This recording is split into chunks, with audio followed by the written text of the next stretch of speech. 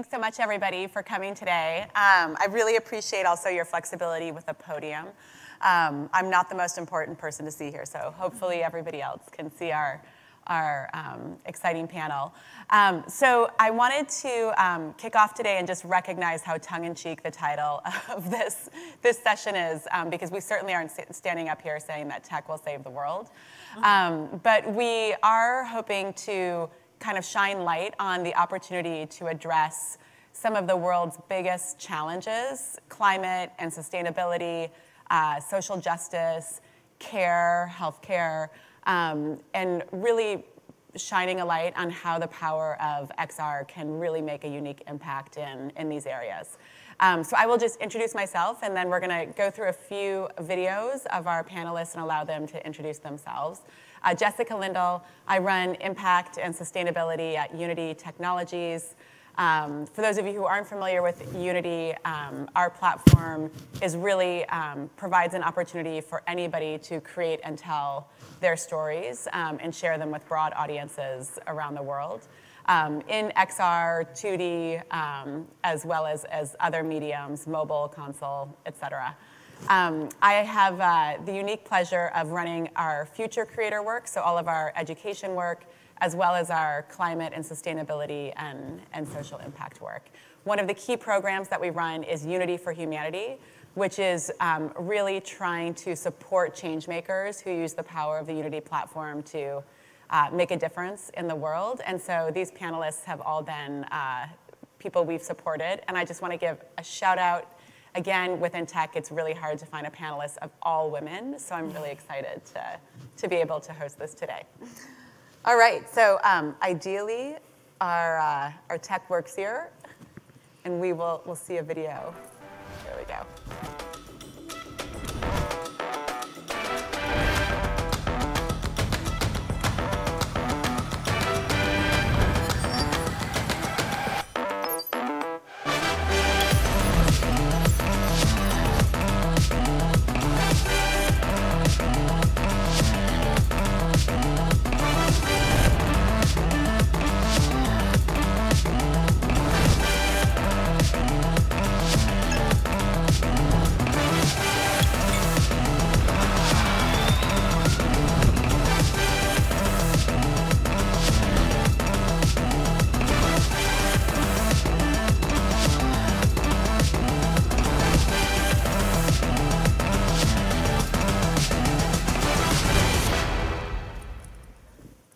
So cool. All right, Daria, do you want to introduce yourself and tell us about DressX? Yes, absolutely. Thank you so much. So basically, my name is Daria Shapovalova, and I'm the founder and CEO of the company, the video which you just saw. And we definitely use 3D to solve a couple of important problems that exist in the fashion industry, especially kind of the big issue of overproduction of clothing. So we believe that so many items, they can just exist in digital and never be produced in reality. And it just makes so much sense because you can wear them online, as you have seen in the video. And that's exactly what our customers are doing on the daily basis, and posting those images, wearing the digital clothes online, on social media, and beyond. Obviously, we work a lot with gaming, various avatar platforms, but I do believe that we're kind of an avatars of ourselves when we are on social media. So that's why we kind of started this notion. We're the first company to think about that and implement. So yeah, that's a little bit about ourselves and DressX, but I'm happy to tell more. Excellent, thank you. Really wanted some of those outfits for my next back-to-back day of Zoom calls. For sure. All right, we'll see the next one.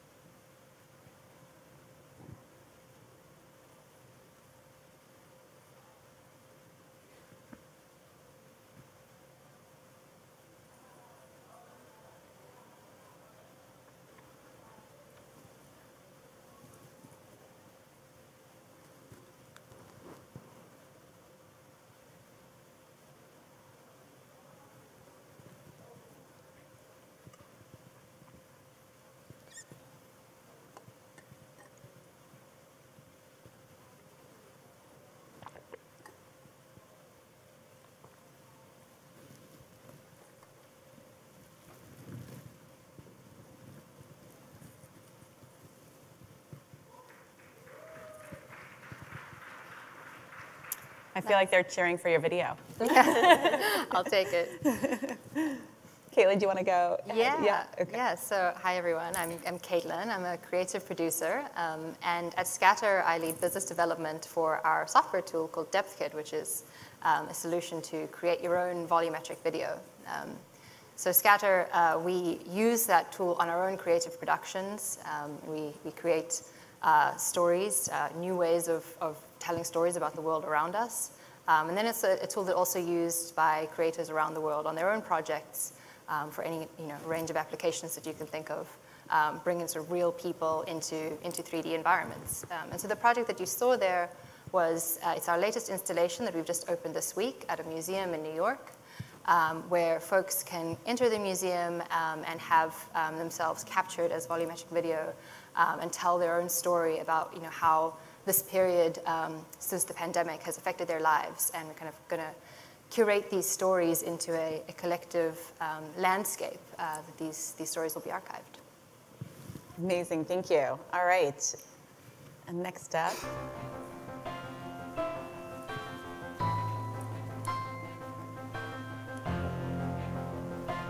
Embodied Labs is fostering meaningful change in the way we care for our elders. To be able to see what they go through or to see what they see, it definitely gives you a different perspective on how you would treat them. How do we communicate the most common experiences that elders are going through? How do we frame those experiences within an immersive first-person narrative so that caregivers can gain insight and transform the way that they care? There are people who are natural-born caregivers, but that's a minority of the population. Everybody else, especially myself, can use a little bit of guidance and expert training. So this puts us on a new plane. It's exciting. That 15 minutes has probably been more moving for the student, giving them more lived knowledge about what their older adult patients will go through that have macular degeneration and hearing loss than anything I could ever teach in the classroom. All right, Carrie, tell us more about you and Embodied Labs.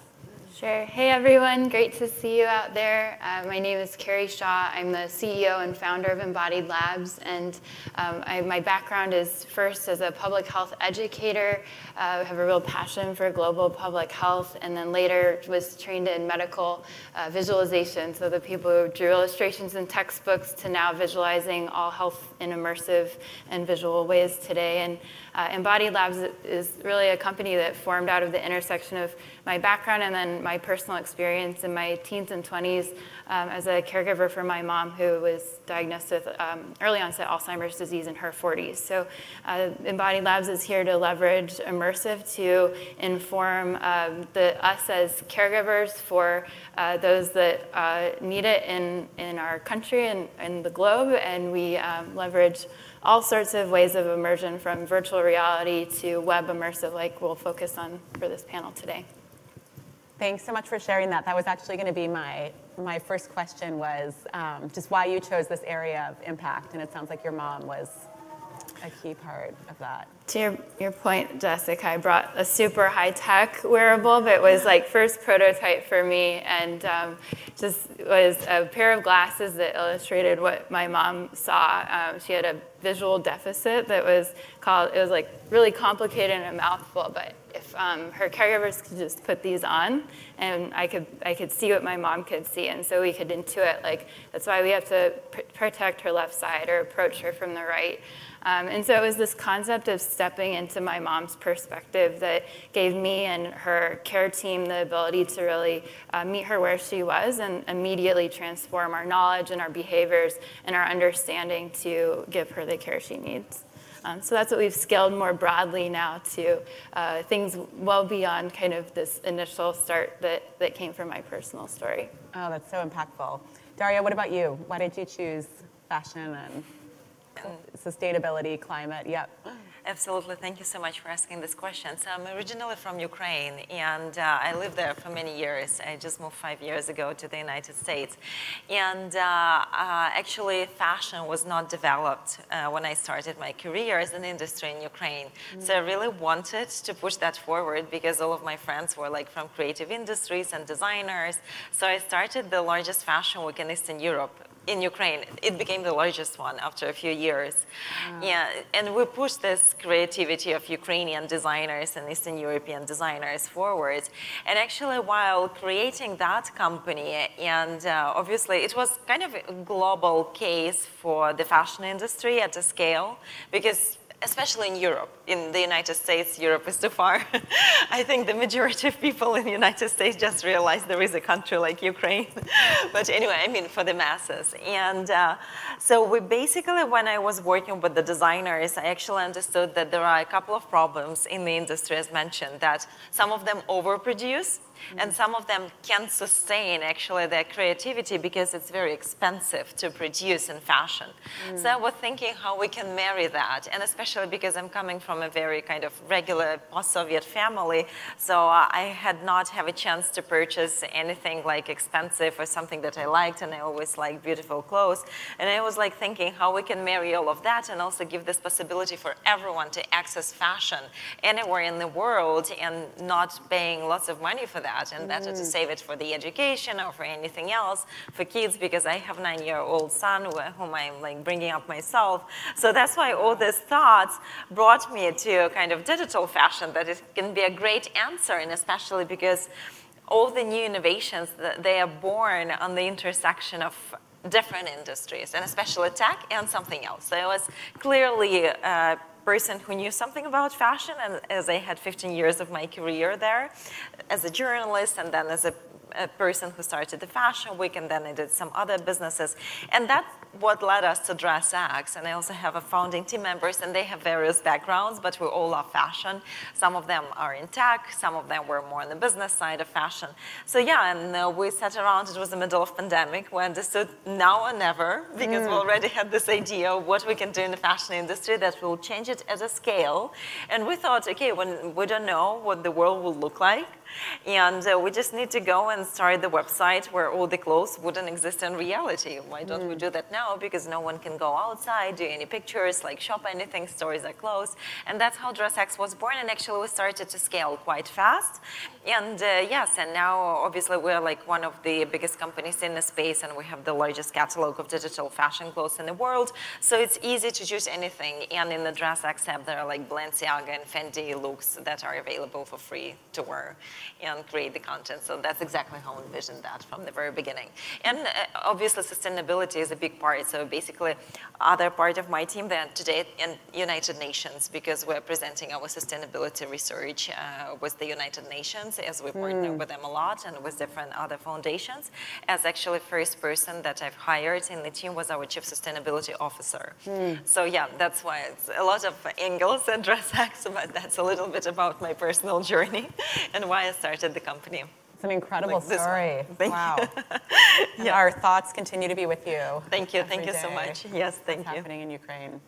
We donate a lot on behalf of DressX and our community. We actually created the Support Ukraine collection from the very first day of the war, and we already gathered 24,000 to support creatives in Ukraine, and then we did an NFT drop and get another 14,000. So it's like around $45,000 that keep coming from our community to donate and support creatives in Ukraine. Oh, wow. All right. Yeah. That's awesome.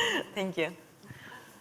And you have a broad selection of what you've chosen to support, too. Yeah. So how do you go through that process? Yeah, I think for me, I grew up in quite a sheltered suburb in Pretoria, South Africa, and my window to the world was when I could go to the movie theater. So that's where I could become inspired about the big wide world out there and understand that there's more than the small existence that I had. And so I went to film school, wanting to be part of the movies, and started working in documentary production. And I guess I came to realize that there's very kind of traditional hierarchies established in that kind of film space for storytelling, which means that you often have a story that's defined by one director, and everyone else is kind of collaborating on that one person's vision. And that can be pretty limiting in terms of representation and the kinds of stories that get to be told. And so then I had the opportunity to start collaborating with creative technologists, and suddenly it was totally different, where everybody's ideas could come together and merge and become new, amazing things. And yeah, I think that's just become really exciting to me about like, what does that mean for who gets to tell stories, who are we telling stories for, and yeah, whose stories are we telling in the first place? And so, yeah, I've been excited about working in kind of the XR space and volumetric video, because these tools kind of open up the doorways to let people come in and collaborate and figure out how do we use these tools at all. And so that's kind of led me to where I am today. Wonderful, thank you. Do any of you have personal stories, for example, in addition to your mother, where you've seen just the impact up close of the approach you've taken? Myself, personal story about the approach, right? About the impact, The impact. I would say there was a user. Yeah, exactly. I remember, like, I started to remember all those stories, but before even I started the company, I remember I was having a lunch with a friend of mine who was in the fashion industry, and he came to Los Angeles for one day from Paris, and I was curious, why should you arrive to Los Angeles for one day from Paris? It's like takes so much time and effort. And he was like, he's from the fashion industry. They were shooting a cover of Vogue France, and he actually arrived to deliver the dress. And I thought it was insane, like how much CO2 was used on that flight to actually support him in delivering that dress for the fashion store. I was like, this is insane. I should change that. That shouldn't happen like that, because it's like a time of one person, and also like the CO2 and all the resources that are being used to deliver that dress to the fashion store just for like a couple of hours. So this is something, obviously it's not, it's like the first story that I've just remembered because it was very vivid. But there were more, but in any case, your personal story about your mom is fascinating, and thank you so much for sharing it. It's so meaningful. Well, likewise, it's really, I think democratizing and accessibility is like comes through in all of our stories in the very different ways we're using the medium. And I think the key kind of impact that came to mind for me was this month, Embodied Labs and the U.S.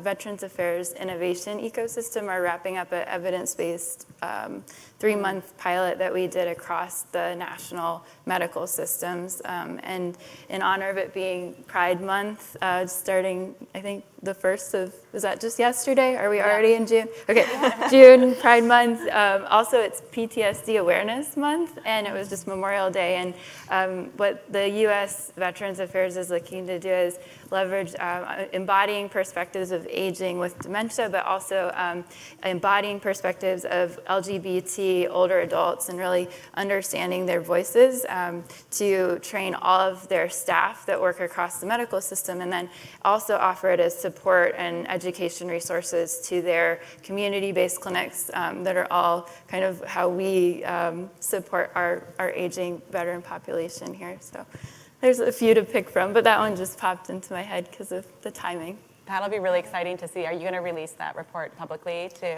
Yeah, we're going to have a white paper come out soon and be talking about the results from that study. So we're just really excited to finally have the data to talk about, like, from quantitative to metrics, like what knowledge did you gain, what behaviors did you change, how did your things like empathy are measurable, and so those are quantifiable, and then like marrying that to like qualitative things like how did this change your ability to do your job and bring compassion and care through these tools in ways that uniquely are solved by immersive and can't be solved in other ways or as well or as fast. And then marrying that too to just the voices, like so we essentially create both immersive experiences and then the platform and tools to access them. And the immersive experience itself is something that always comes from the voices of who you embody. So this is just a really special process where we worked with older adults in the LGBT community to share their stories with our production team, and then let those stories lead the embodied experiences, and you really learn about these people that you are also then putting on a headset or using web immersive on your browser to really understand and connect to and apply forward in whatever way of care and service you're giving. So your embodied stories that you use for training are based on real people and their real stories. Yeah, it's like hundreds of voices of like, who is a person living with Lewy body dementia, or who is a person who comes from a culture of a Muslim background, and like what are her practices as they relate to her care. And we've really started in aging and caregiving as our first place to just test a vertical of like, how do we do this? Because there's just so many unknowns like you're sharing in your journey. Thank you. Yeah, on the scatter side, we normally start, with a story idea with, some kind of creative inspiration that we're trying to explore, something in the real world we're trying to represent. And then we let that inform how we develop our technology, our software tool, and let DepthKit, our volumetric video capture, kind of grow based on what it is we're trying to do with it. But then that tool is then made available to folks who are using it around the world, and that's, I think, where the real magic happens, because folks can really surprise us with what it is that they intend to create with it. And so recently, one of our creators in Denmark sent me a video of he had a 90-year-old grandfather, and he wanted to record some of the kind of anecdotes, life stories of the grandfather. And so he told these 4 stories and captured them as this hologram. And then fairly soon after that, his grandfather actually passed away. And at the memorial service for his grandfather, he'd created then an augmented reality app where those father's stories were then present. You could see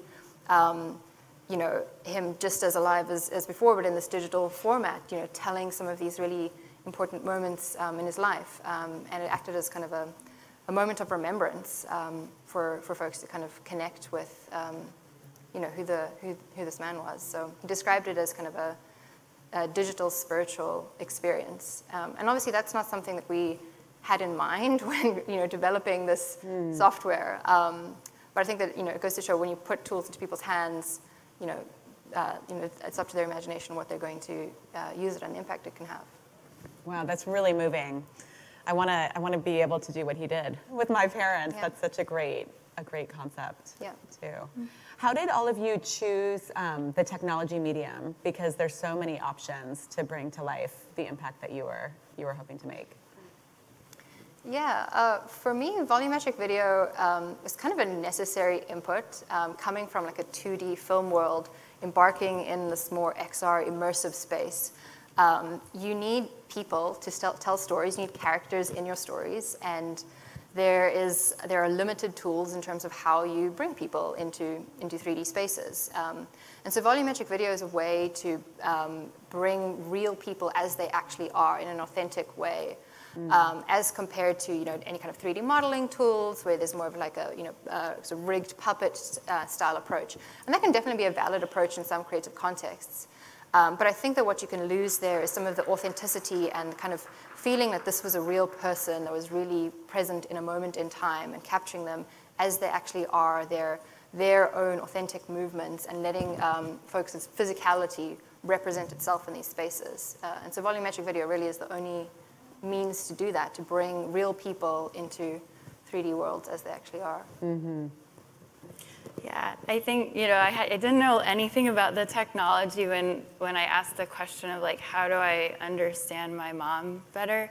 And as I was in my Master's of Science in Medical Illustration, she was still alive, and I left home to go back to grad school, but was feeling like I just was wanting to stay connected with her story, and that really inspired some of the research that I did, and learned about this theory of embodied cognition, where you actually, your brain in an immersive space, or a web immersive, like a 3D on your browser, immersive and manipulative environment, it can be read as a real memory, and you create emotion and can accelerate like multiple times faster how you learn a similar kind of information that might be like in a PowerPoint. And so I was just fascinated that like this idea of embodied cognition and how it accelerates learning and it multiplies retention like 10x more than traditional methods. I was like, maybe this is like the way we can do something faster and answer questions we really have never been able to before. And I think one piece kind of is really fun because I was at this conference exactly 3 years ago, and we only had fully immersive, like VR-based experiences. And so shifting through the pandemic to offer 360 web immersive interactive training, it's not just a video. It's a whole format that creates like kind of like crayons and paint and all the tools you need in your toolbox, things like volumetric capture, like we bring them together and can then start mixing and matching and looking at scale, for example, where you don't need a headset to then access and have this accelerated impact, but both can really like complement each other and cycle up into lots of ways of getting meaning and impact. So I think what immersive in general as like a continuum of tools has just been, it continues to be something like volumetric capture that used to be so cost prohibitive could now become something we actually integrate into spaces like healthcare. And I'm so excited to continue and any learning too. I mean, embodied cognition is kind of subject matter independent too, but I love how you've placed it in one of the greatest need areas we have. It's very aware of, especially during this pandemic too. Right, yeah, more than ever. It's like in bad and, there's always silver linings, I guess. As an entrepreneur, you have to like be pretty, flexible. Flexible is one way to put it, but as tragic as what we heard for what aging is like and where we heard things happening in nursing homes, I think there was a lot of stigma that was, I think is inaccurate for the industry, that was kind of media driven, and but also on the silver lining side gave us this awareness of like who our aging population is, and it's our largest and fastest growing group, and at the same time the people here to care are shrinking and there's a shortage. So things like immersive and technology really do have to come in and help solve like a gap between what is humanly possible and what we really need. Mm-hmm. Yeah, absolutely. Daria, what about you? Yes, of course. So basically, for me, as mentioned, it was important to kind of create the company on the intersection of fashion and tech. And I started to think what set of technologies will help me to implement the vision. So first, we started with special photo dressing technology that we own. So when we can apply 3D items on the still images. So first we started manually, then we automated the technology. So we'll soon release in our product the opportunity to kind of wear as many times as possible the items and as many images as possible, because first we did it manually to understand the process, but then using ML, machine learning, we optimized that. But actually our company is using different set of technologies, because some of them with DressX, we're creating the content, so we're creating the items themselves, and we do work with lots of fashion brands and designers, but we also provide this utility for the digital fashion clothing. So first of all, you can wear them on the still images, so that the technology that we started with, and there is a lot of machine learning there, so we have a team of machine learning engineers building that and optimizing, but we're also using augmented reality, and here we partner with Snap because they have amazing AR kit. And that's actually also some of my friends who are in the team who build that for Snap. So I kind of knew about the process, and augmented reality is something that I believe in a lot. But and we were one of the first companies in the world to partner with Snapchat on the camera kit. But now, obviously, we also use blockchain as one of the technologies that powers the use case of authenticity of some of our items, as we support both off-chain digital clothing and on-chain, which means that some of the collections for the designers, it's important to have scarcities. So we sell them as an NFTs, and that's why it's powered by blockchain. But what's important, like, we're not an NFT company, we're not a augmented reality company, we're a digital fashion company that uses a set of different technologies to help us to scale and deliver the vision of digital closet, of your meta closet that you go to before you go online, before you show up online somewhere. And the Zoom call, for example, that will launch in Q3 of this year. I was curious, just in what I've seen on your website and the video, the movement of the clothing. Like, how did you capture? How do you capture that in real time and have the clothing actually move with the... Move with you? That's augmented reality. Okay. Yes, this is something like on the short videos. That's what our clients, users can do on a daily basis. It's very easily shareable on social media and beyond. But for the video calls, the use case I personally very much believe in, because we're all using our cameras on a daily basis. We're building that, and it's a combination of different tools. And yes, we're exploring some parts of Unity technology, and yes, and there is some of machine learning as well there. So basically, that's what we're going to release in Q3, Q4 of this year.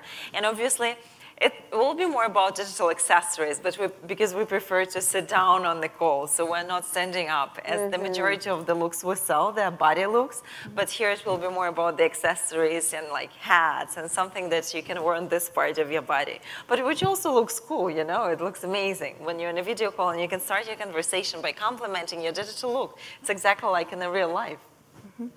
That's great.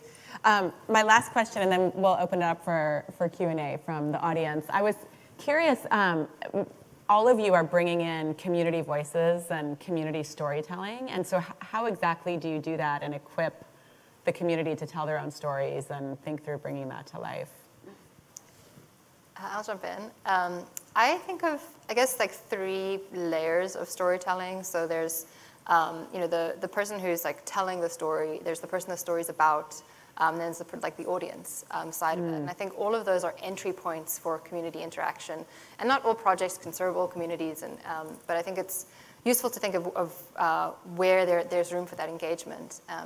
So the project that Scatter's installed at the Museum of the Moving Image fundamentally has a kind of community layer in what the story is. So the idea is that we're providing a virtual landscape and the tools for folks to show up in that landscape as digital versions of themselves, but allowing the community to drive what those stories are. I think that throughout the pandemic, it's been, everybody has gone through something, good or bad, and the idea is to just create a nexus point for people to actually have an opportunity to share those experiences and then collect all these experiences in a landscape that other people can then experience and explore and witness all at once and kind of gather together. So I think we think of that as kind of a community collaborative storytelling. It's not to say that all stories should be told in this way, but I think that particularly because the pandemic has been something that we've all gone through collectively, we wanted to have a means to let us tell that story collectively instead of just a singular perspective on it. Thank you. Yeah, I talked a little bit about the process earlier of how the embodied experiences are created, and I think the add-on to that I'd say is that really comes through ways like we've used web immersive or web real-time 3D. There we go. We've been able to scale and have, so imagine you each in the audience would want to join in from wherever you are on a browser with other caregivers who have similar shared experiences to you.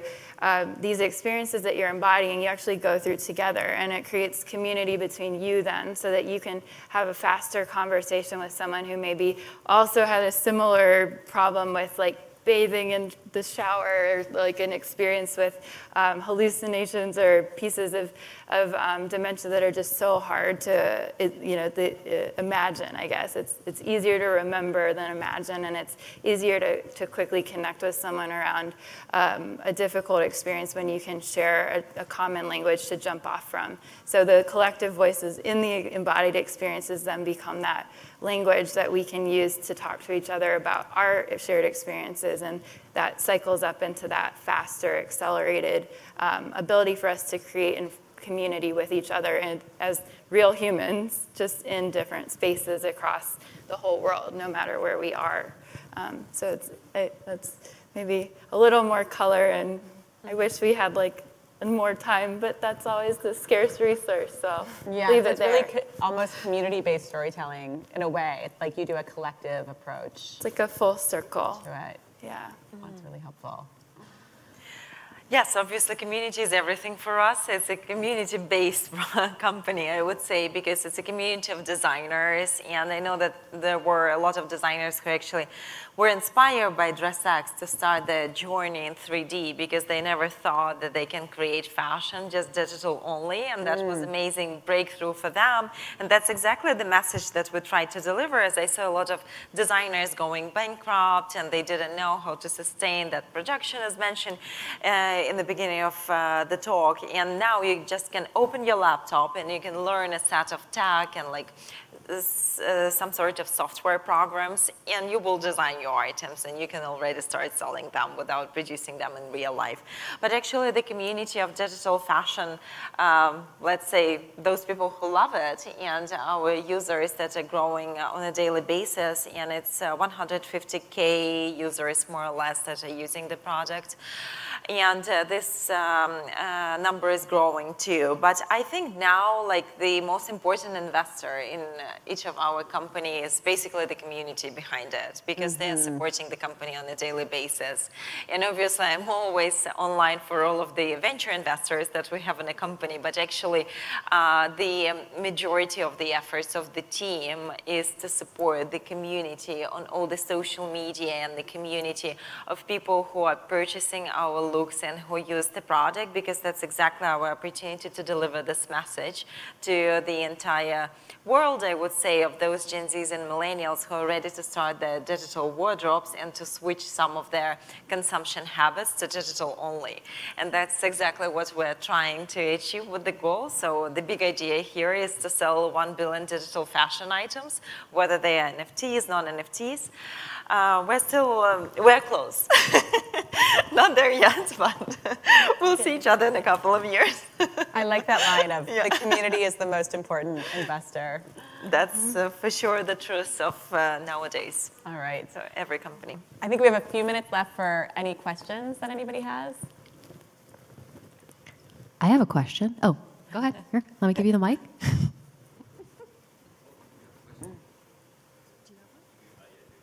Sure, I'll go first. I guess I got the mic first, right? Great panel. Carrie, this is my question for you. You know, there's a lot of us that are in like the sandwich generation right now, in our 40s. We've got our parents that are in our late 70s, 80s. And just kind of curious, you know, do you see the application of your company going beyond just like healthcare workers? Like, is that like the next user base for you? And what are you like thinking as far as like how the experience will evolve?